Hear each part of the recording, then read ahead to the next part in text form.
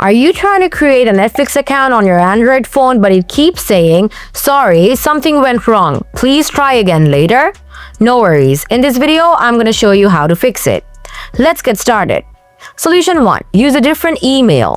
Sometimes Netflix mistakenly assumes your Gmail account is already associated with Netflix. So in that case, your email may not work. Try another email instead. If you see that you can create an account with the other email, it will mean that the problem was with your email. If you see that the new email does not work either, the issue is likely in the server or app. So, try out these solutions. Solution 2. Clear Netflix app cache. Find the Netflix app on your app gallery, press and hold on to it. Tap the eye icon or app info. Now look for an option called storage. Tap on clear cache. Then tap clear data and confirm your choice.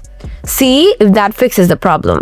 If you're facing this problem on your browser, you can clear the cache of your browser as well as by following the same method. If you're facing this problem on your browser, you can clear the cache of your browser as well by following the same method. This method works on all Android apps.